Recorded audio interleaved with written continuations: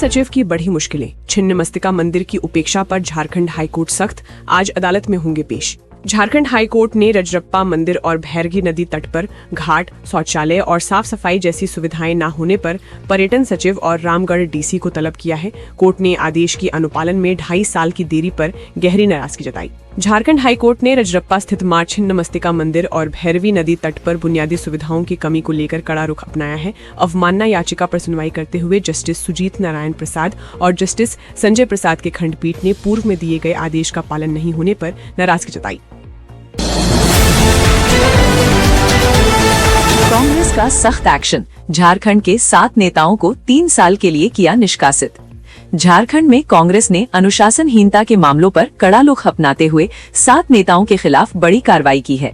प्रदेश कांग्रेस की अनुशासन समिति ने पार्टी विरोधी गतिविधियों और संगठन के निर्देशों की अनदेखी करने के आरोप में इन नेताओं को 3 साल के लिए निष्कासित कर दिया है। इस कार्रवाई को संगठन में अनुशासन बनाए रखने और भविष्य में इस तरह की गतिविधियों पर रोक लगाने के प्रयास के रूप में देखा जा रहा है। पार्टी नेतृत्व का मानना है कि बार बार चेतावनी और नोटिस के बावजूद सुधार नहीं होने पर ये कदम जरूरी हो गया था। रांची में जमीन कारोबार और पुलिस की कार्यशैली पर गंभीर सवाल खड़े करने वाला एक ऑडियो तेजी से वायरल हो रहा है। वायरल ऑडियो में कथित तौर पर एक जमीन माफिया और थानेदार के बीच पैसों के लेन देन तथा साझेदारी को लेकर बातचीत होने की बात सामने आ रही है।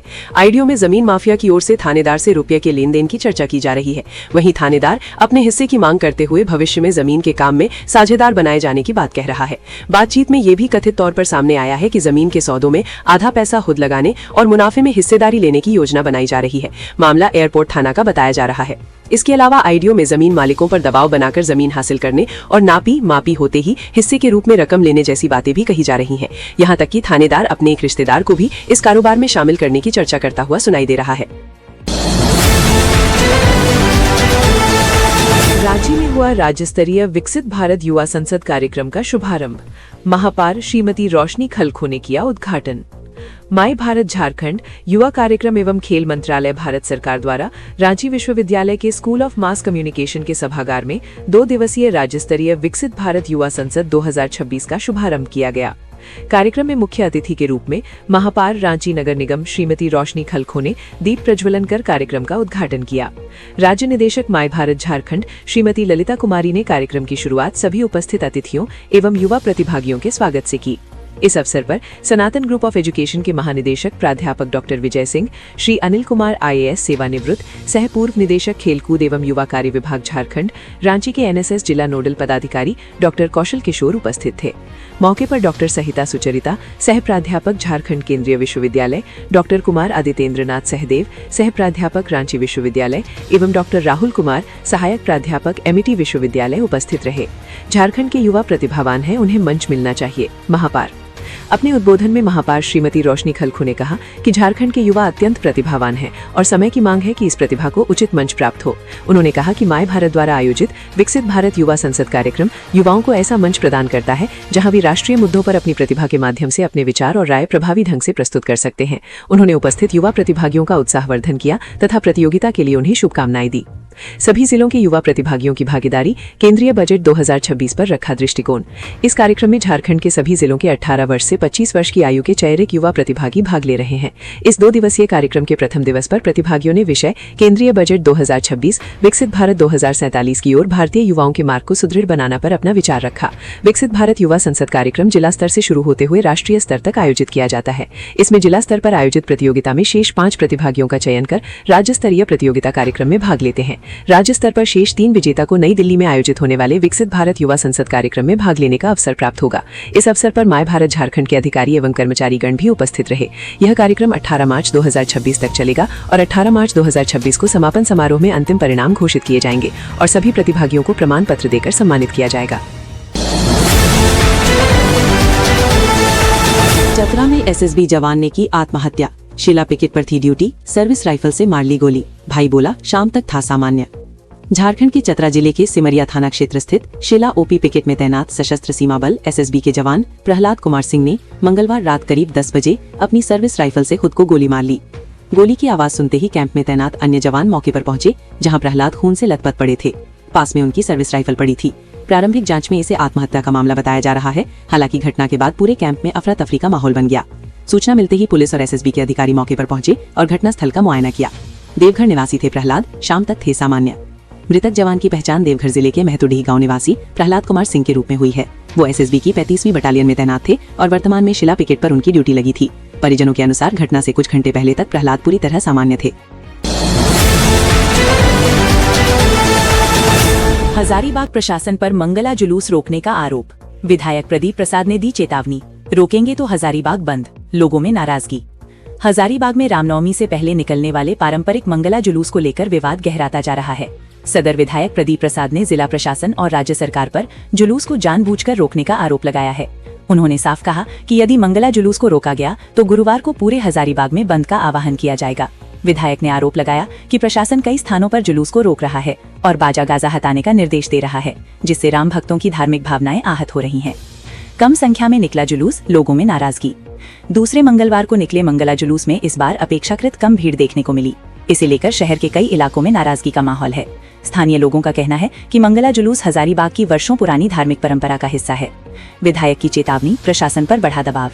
विधायक प्रदीप प्रसाद ने प्रशासन को कड़ी चेतावनी देते हुए कहा कि शहर की सांस्कृतिक और धार्मिक परंपराओं के साथ किसी भी तरह का हस्तक्षेप बर्दाश्त नहीं किया जाएगा। उन्होंने दोहराया कि यदि प्रशासन का यही रवैया जारी रहा तो न केवल हजारीबाग बंद किया जाएगा बल्कि इस वर्ष रामनवमी का मुख्य जुलूस भी नहीं निकाला जाएगा। उन्होंने कहा कि ऐसी स्थिति में पूरी जिम्मेदारी जिला प्रशासन की होगी। फिलहाल प्रशासन और जनप्रतिनिधियों के बीच बढ़ते इस विवाद को लेकर सभी की नजरें टिकी हैं कि आने वाले दिनों में इसका क्या समाधान निकलता है और रामनवमी के आयोजन किस तरह से संपन्न होते हैं। सीआईएसएफ असिस्टेंट कमांडेंट भर्ती पर सुनवाई, विज्ञापन पर रोक से इनकार। झारखंड हाईकोर्ट ने सीआईएसएफ के असिस्टेंट कमांडेंट भर्ती नियम 2009 को चुनौती देने वाली याचिका पर सुनवाई हुई। चीफ जस्टिस एमएस सोनक और न्यायमूर्ति राजेश शंकर की खंडपीठ ने यूपीएससी द्वारा जारी भर्ती विज्ञापन संख्या 8/26 पर रोक लगाने से इनकार कर दिया। हालांकि कोर्ट ने स्पष्ट किया कि इस विज्ञापन के आधार पर की जाने वाली नियुक्तियां मामले के अंतिम निर्णय से प्रभावित होंगी। साथ ही अभ्यर्थियों को इसकी जानकारी देने का निर्देश भी दिया गया है। याचिकाकर्ता की ओर से दायर हस्तक्षेप याचिका में कहा गया था कि मामला लंबित रहने के बावजूद यूपीएससी ने भर्ती का विज्ञापन जारी कर दिया है, इसलिए इस पर रोक लगाई जाए। अधिवक्ता इंद्रजीत सिन्हा और अखौरी अविनाश कुमार ने पक्ष रखते हुए भर्ती नियमों को चुनौती दी। याचिकाकर्ता का कहना है कि कार्मिक विभाग के दिशा निर्देशों के अनुसार भर्ती नियमों की हर 5 साल में समीक्षा होनी चाहिए, लेकिन 2009 के बाद ऐसा नहीं किया गया। तर्क दिया गया कि अन्य विंग में असिस्टेंट कमांडेंट के सभी पद प्रमोशन से भरे जाते हैं, जबकि यहाँ केवल 30% पद ही प्रमोशन के लिए निर्धारित है। रामगढ़ स्थित मां छिन्नमस्तिका मंदिर परिसर के सौंदर्यकरण और सुरक्षा व्यवस्था को लेकर झारखंड हाईकोर्ट ने सख्ती दिखाई है। न्यायमूर्ति सुजीत नारायण प्रसाद की अध्यक्षता वाली खंडपीठ ने पर्यटन सचिव और रामगढ़ डीसी को बुधवार को कोर्ट में उपस्थित होने का निर्देश दिया। अदालत ने अवमानना याचिका की सुनवाई के दौरान कहा कि वर्ष 2030 में जनहित याचिका पर मंदिर परिसर के विकास को लेकर स्पष्ट निर्देश दिए गए थे, जिनका पालन अब तक पूरी तरह नहीं हुआ है। पेंशन कटौती का सरकार का फैसला खारिज। झारखंड हाईकोर्ट ने सेवानिवृत्त इंजीनियरों की पेंशन कटौती करने के राज्य सरकार के फैसले को खारिज कर दिया। कोर्ट ने एकल पीठ के उस आदेश को भी बरकरार रखा जिसमें पेंशन कटौती को रद्द किया गया था। मुख्य न्यायाधीश एमएस सोनक और न्यायमूर्ति राजेश शंकर की खंडपीठ ने स्पष्ट कहा कि केवल 1-2 आरोपों के आधार पर किसी कर्मचारी की पूरी सेवा को असंतोषजनक नहीं माना जा सकता। राज्य सरकार ने सेवानिवृत्त इंजीनियर नवीन नारायण और रामचंद्र रजक की पेंशन में 2 साल के लिए 5% कटौती कर दी थी। आरोप था कि वर्ष 2014-15 में नहर सफाई और पुनर्स्थापन कार्यों में अनियमितता हुई थी। निकालने से पहले पूरे सेवा रिकॉर्ड का आकलन जरूरी है। गंभीर कदाचार साबित करने के लिए विधिवत विभागीय जांच या आपराधिक कार्रवाई अनिवार्य है।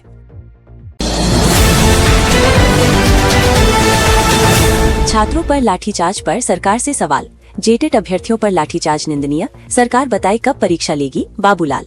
जेटेट परीक्षा पर हाईकोर्ट ने 31 मार्च तक समय दिया है, राज्य सरकार कर रही कार्रवाई। मंत्री नेता प्रतिपक्ष बाबूलाल मरांडी ने जेटेट अभ्यर्थियों पर सोमवार को हुए लाठीचार्ज की निंदा करते हुए मंगलवार को विधानसभा में कहा कि सरकार बताए आखिर वो जेटेट परीक्षा कब लेगी। पिछले 9 वर्षों से जेटेट की परीक्षा नहीं हो रही है। सरकार ने हाईकोर्ट में कहा था कि वो 31 मार्च तक ये परीक्षा करा लेगी। अब इसमें सिर्फ 14 दिन शेष हैं।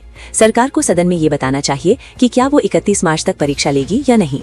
मरांडी ने कहा कि आखिर ये अभ्यर्थी अपनी गुहार किससे लगाएंगे। थक हार कर जब वे शांतिपूर्ण प्रदर्शन करते हैं तो उन पर लाठियां बरसाई जा रही हैं। जब सरकार समय पर परीक्षा नहीं लेगी तो युवा सड़क पर उतरेंगे ही। इस पर मंत्री सुदिव्य कुमार सोनू ने कहा कि जेटेट परीक्षा को लेकर हाईकोर्ट ने 31 मार्च तक का समय दिया है और सरकार कोर्ट के निर्देशों के अनुरूप कार्रवाई कर रही है। पूर्व का सिस्टम खराब था जिसे अब सुधारने का प्रयास किया जा रहा है। कानून व्यवस्था बनाए रखना सरकार की जिम्मेदारी है। परीक्षा की आड़ में विपक्ष माहौल को खराब करने की कोशिश न करे।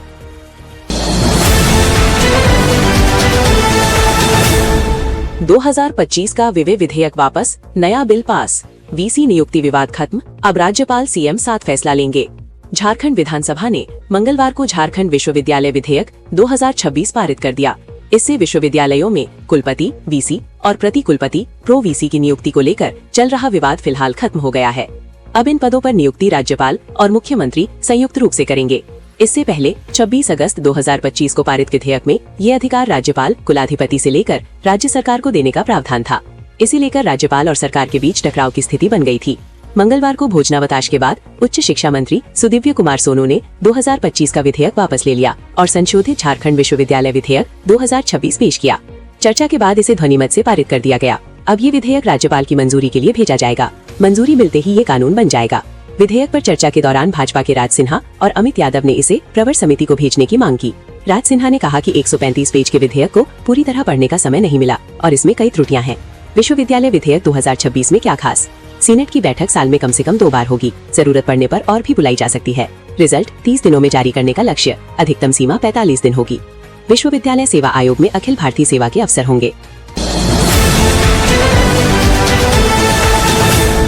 झारखंड विधानसभा के बजट सत्र का आखिरी दिन, जलाशय, कोल्ड स्टोरेज और बिजली पर बहस, समाधान से ज्यादा सवाल हावी। विधानसभा के वर्तमान सत्र के अंतिम दिन बुधवार को राज्य के बुनियादी मुद्दों पर जोरदार बहस देखने को मिली। चर्चा के केंद्र में जल संरक्षण, कृषि भंडारण और बिजली विभाग की कार्यप्रणाली रही। इस दौरान लातेहार के चंदवा स्थित जगराहा डैम का मुद्दा खास तौर पर उभरा। विधायक सरयू राय ने इस प्राकृतिक जल स्रोत के संरक्षण की आवश्यकता पर जोर दिया। उन्होंने बताया कि ये डैम भूगर्भीय स्रोत से 24 घंटे स्वच्छ पानी देता है, जो अपने आप में दुर्लभ है। उन्होंने इसे गहरा कर संरक्षित करने की मांग की, लेकिन विभागीय नियमों ने इस दिशा में अड़चन पैदा कर दी। जल संसाधन विभाग ने स्वामित्व का हवाला देकर जिम्मेदारी से दूरी बना ली, जिससे ये सवाल खड़ा हुआ कि प्राकृतिक संसाधनों के संरक्षण में नियम कितने कारगर हैं। नए प्रस्ताव से छोटे जलाशयों को मिल सकता सहारा। सरकार की ओर से जवाब देते हुए मंत्री हफीजुल हसन ने स्पष्ट किया कि वर्तमान नियमों के तहत केवल 5 एकड़ से बड़े सरकारी तालाबों का ही सौंदर्यीकरण संभव है। क्योंकि जगराहा डैम को निजी श्रेणी में रखा गया है, इसलिए विभाग फिलहाल हस्तक्षेप नहीं कर सकता। हालांकि उन्होंने ये भी संकेत दिया कि सरकार एक नया प्रस्ताव तैयार कर रही है, जिसके तहत 2.5 एकड़ से अधिक के सरकारी और गैर सरकारी जलाशयों की जीर्णोद्धार का रास्ता खुल सकता है। यदि ये प्रस्ताव लागू होता है तो जगराहा डैम जैसे कई छोटे लेकिन महत्वपूर्ण जल स्रोतों के संरक्षण की दिशा में बड़ा कदम साबित हो सकता है। किसानों के लिए भंडारण संकट, ऋण सुविधा पर भी सवाल। वहीं कृषि से जुड़े मुद्दों पर विधायक जयराम महतो ने सरकार को घेरा। उन्होंने कहा कि राज्य में किसानों के अनुपात में कोल्ड स्टोरेज की भारी कमी है, जिसके कारण किसानों को अपनी उपज कम कीमत पर बेचनी पड़ती है। 500 से 1000 मीट्रिक टन क्षमता वाली स्टोरेज की योजना को भी उन्होंने अपर्याप्त बताया। मंत्री शिल्पी नेहा तिर्की ने जवाब में कहा कि हर विधानसभा क्षेत्र में जनप्रतिनिधियों की अनुशंसा पर एक कोल्ड स्टोरेज का निर्माण कराया जाएगा। हालांकि जब महतो ने अन्य राज्यों की तरह भंडारित अनाज पर ऋण सुविधा की बात उठाई तो सरकार ने स्पष्ट किया कि इसके लिए आवश्यक प्रमाणन अभी राज्य में उपलब्ध नहीं है। बिजली विभाग की बहाली और बिलिंग में पारदर्शिता की मांग।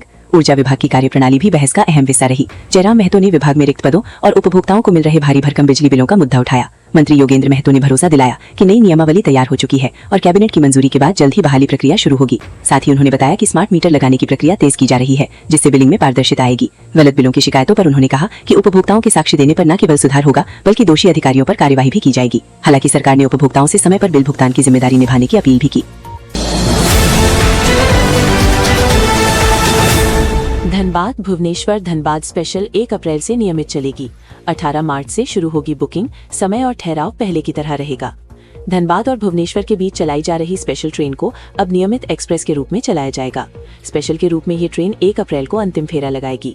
उसी दिन से 18,403 भुवनेश्वर धनबाद और 2 अप्रैल से 18,404 धनबाद भुवनेश्वर एक्सप्रेस का नियमित परिचालन शुरू हो जाएगा। ये ट्रेन प्रतिदिन चलेगी। इसका समय और ठहराव पहले से चल रही स्पेशल ट्रेन की तरह ही होगा। अभी स्पेशल ट्रेन के ICF रैक से ही नियमित ट्रेन का परिचालन होगा।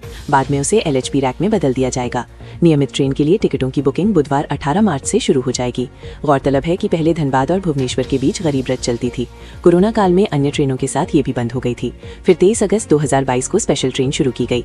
पिछले 2 वर्षों से 02832, 02831 भुवनेश्वर धनबाद भुवनेश्वर स्पेशल को 2-2 महीने का अवधि विस्तार देकर चलाया जा रहा था। 30% तक कम होगा किराया, एडवांस बुकिंग होगी आसान।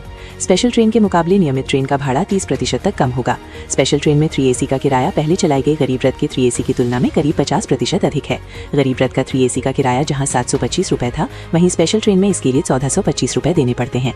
स्पेशल ट्रेन में स्लीपर का किराया 525 रुपए और 2 एसी का किराया 2005 रुपए है, जो सामान्य ट्रेनों की तुलना में 37% अधिक है।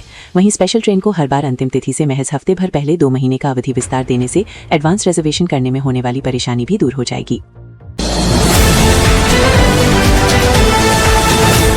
गिरिडीह में 108 एम्बुलेंस में लगी भीषण आग, मक्तरपुर में खड़ी एम्बुलेंस धू धू कर जली, शॉर्ट सर्किट की आशंका, टला बड़ा हादसा। झारखंड के गिरिडीह शहरी क्षेत्र के मक्तरपुर में मंगलवार रात एक खड़ी 108 एम्बुलेंस में अचानक भीषण आग लग गई। ये घटना यातायात थाना के समीप सदर अस्पताल के क्वार्टर परिसर के पास हुई। रात के समय अचानक एम्बुलेंस से धुआं उठता देख आसपास के लोग सतर्क हो गए, लेकिन देखते ही देखते आग ने विकराल रूप धारण कर लिया। तेज लपटें उठने लगीं, जिससे इलाके में अफरा तफरी मच गई। आसपास के घरों और दुकानों से लोग बाहर निकल आए और मौके पर भारी भीड़ जमा हो गई। आग इतनी भयावह थी कि कुछ ही देर में पूरी एम्बुलेंस उसकी चपेट में आ गई और धू धू कर जलने लगी। दमकल ने आग पर पाया गया काबू। घटना की सूचना मिलते ही स्थानीय लोगों ने पुलिस और अग्निशमन विभाग को जानकारी दी। सूचना मिलते ही पुलिस बल और दमकल की टीम मौके पर पहुंची और आग बुझाने का अभियान शुरू किया। आग की तीव्रता काफी अधिक होने के कारण इसे काबू करने में काफी मशक्कत करनी पड़ी। हालांकि दमकल कर्मियों के लगातार प्रयास के बाद आग पर नियंत्रण पा लिया गया। इस दौरान पास खड़ी एक अन्य एम्बुलेंस को तत्काल सुरक्षित स्थान पर हटा लिया गया, जिससे वो आग की चपेट में आने से बच गई। यदि समय रहते आग पर काबू नहीं पाया जाता तो ये पास स्थित अस्पताल क्वार्टर और आसपास की दुकानों तक फैल सकती थी। शॉर्ट सर्किट की आशंका, लाखों का नुकसान। प्रारंभिक जानकारी के अनुसार उक्त 108 एम्बुलेंस कहीं से लाकर यहां खड़ी की गई थी और इसके बैटरी सिस्टम में खराबी की बात सामने आ रही है। आशंका जताई जा रही है कि बैटरी में शॉर्ट सर्किट के कारण ही आग लगी होगी। हालांकि वास्तविक कारणों की जांच की जा रही है। इस घटना में किसी के घायल होने की सूचना नहीं है, लेकिन एम्बुलेंस पूरी तरह जलकर खाक हो गई, जिससे लाखों रुपए के नुकसान का अनुमान है। पुलिस ने मामले की जांच शुरू कर दी है। संबंधित विभाग से भी आवश्यक जानकारी जुटाई जा रही है। धनबाद के डिप्टी मेयर बने अरुण चौहान, 50 मतों से जीत की दर्ज। मेयर संजीव सिंह ने कहा, शहर के विकास को नई दिशा देना प्राथमिकता। धनबाद नगर निगम में बुधवार को डिप्टी मेयर पद के लिए चुनाव प्रक्रिया संपन्न हुआ। इसमें वार्ड 7 के पार्षद अरुण चौहान ने जीत दर्ज की। उन्हें कुल 50 पार्षदों का समर्थन प्राप्त हुआ, जबकि उनकी प्रतिद्वंद्वी वार्ड 33 की पार्षद मेनका सिंह को केवल 5 मत मिले। मतगणना के दौरान निगम परिसर में काफी उत्साह देखा गया। अरुण चौहान के समर्थक लगातार नारेबाजी कर रहे थे। मतपत्रों की गिनती पारदर्शी ढंग से की गई, जिसे एलईडी स्क्रीन पर लाइव प्रसारित किया जा रहा था, ताकि सभी पार्षद और समर्थक पूरी प्रक्रिया को देख सकें। अब नगर निगम में विकास कार्यों को गति मिलने की उम्मीद। अंतिम परिणाम घोषित होते ही समर्थकों में खुशी की लहर दौड़ गई और उन्होंने एक दूसरे को बधाई दी। इस जीत के साथ अरुण चौहान धनबाद नगर निगम के नए डिप्टी मेयर बन गए हैं। नई टीम के गठन के बाद अब नगर निगम में विकास कार्यों को गति मिलने की उम्मीद है।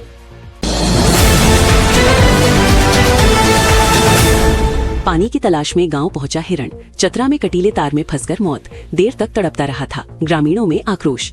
बताया जा रहा है कि इन दिनों भीषण गर्मी के कारण जंगलों के जल स्रोत पूरी तरह सूख चुके हैं। ऐसे में जंगली जानवर पानी की तलाश में आबादी वाले इलाकों की ओर रुख कर रहे हैं। इसी क्रम में ये हिरण भी पानी की तलाश में जंगल से निकलकर गांव के खेतों तक पहुंच गया, लेकिन वहां पहले से लगी कटीले तारों की बाढ़ उसके लिए जानलेवा साबित हुई। तार में फंसकर देर तक तड़पता रहा हिरण। ग्रामीणों के अनुसार हिरण खेत में लगे कटीले तारों में बुरी तरह फंस गया था और काफी देर तक छटपटाता रहा, लेकिन उसे समय पर बचाया नहीं जा सका और अंततः उसकी मौत हो गई। इस घटना के बाद स्थानीय लोगों में गहरा आक्रोश देखने को मिला। ग्रामीणों का कहना है कि यदि वन विभाग ने जंगल के अंदर पानी की समुचित व्यवस्था की होती तो जंगली जानवरों को गांव की ओर आने की नौबत ही नहीं आती। उन्होंने वन विभाग की लापरवाही को इस घटना के लिए जिम्मेदार ठहराया है। लोगों ने कहा कि हर साल गर्मी के मौसम में इस तरह की घटनाएं सामने आती हैं, लेकिन इसके बावजूद कोई ठोस पहल नहीं की जाती। वन विभाग ने शव कब्जे में लेकर शुरू की प्रक्रिया।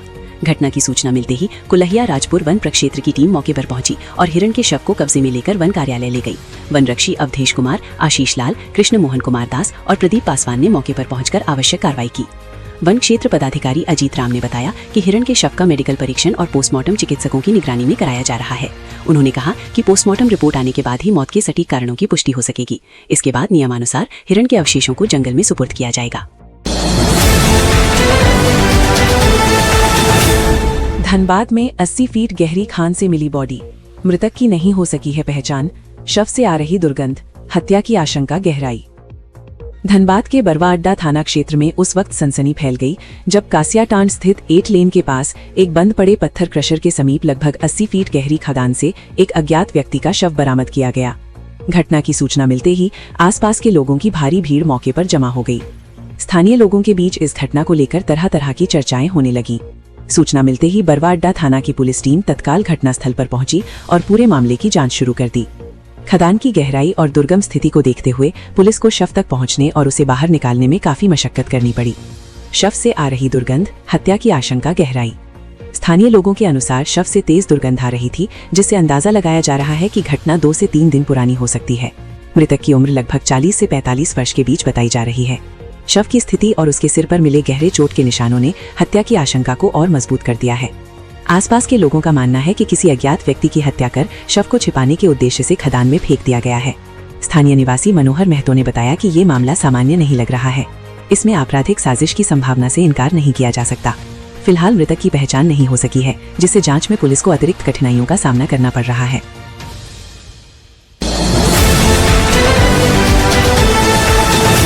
जामताड़ा में 6 साइबर अपराधी गिरफ्तार। देश भर में फर्जी कस्टमर केयर नंबर से करते थे ठगी, जंगल से पकड़े गए सभी। लैपटॉप बरामद। जामताड़ा पुलिस ने एक बड़ी कार्रवाई करते हुए 6 साइबर अपराधियों को गिरफ्तार किया है। इन अपराधियों ने लैपटॉप का उपयोग कर करोड़ों रुपए की ठगी को अंजाम दिया था। जामताड़ा एसपी राजकुमार मेहता ने बुधवार को बताया कि गुप्त सूचना के आधार पर साइबर थाना प्रभारी राजेश मंडल और पुलिस निरीक्षक अमित कुमार राम के नेतृत्व में एक टीम का गठन किया गया था। इस टीम ने जिले के करमाटांड़ थाना क्षेत्र के अंतर्गत कजरा से शिमला जाने वाली पक्की सड़क के किनारे पदमदेही गांव के आकसिया में लिप्टिस के पेड़ों के पास एक जंगल से सभी 6 अपराधियों को रंगे हाथों गिरफ्तार किया। सभी आरोपी करमाटांड़ थाना क्षेत्र के निवासी। गिरफ्तार किए गए अपराधियों की पहचान उज्जवल कुमार शाही, राजेंद्र मंडल, राजकिशोर शाही, अजीत कुमार मंडल, अमित कुमार शाही और कुंदन कुमार मंडल के रूप में हुई है। ये सभी करमाटांड़ थाना क्षेत्र के निवासी हैं। पुलिस ने इन अपराधियों के पास से 13 mobile phone, 18 SIM card, 4 motorcycle और 1 लैपटॉप बरामद किया है। बरामद लैपटॉप में करोड़ों रुपए की ठगी का राज छिपा होने का अनुमान है।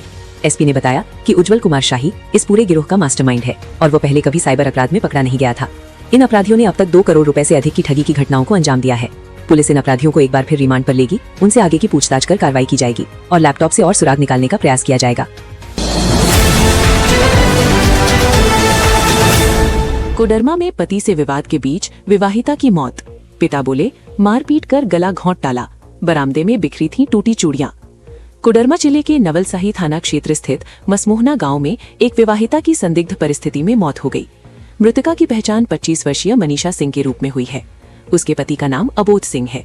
ससुराल पक्ष जहां इसे आत्महत्या बता रहा है, वहीं मायके वालों ने इस पर गंभीर सवाल खड़े करते हुए हत्या की आशंका जताई है। घटना की सूचना मिलने के बाद पुलिस मौके पर पहुंची और मामले की जांच शुरू कर दी है। फिलहाल शव को पोस्टमार्टम के लिए भेजा गया है।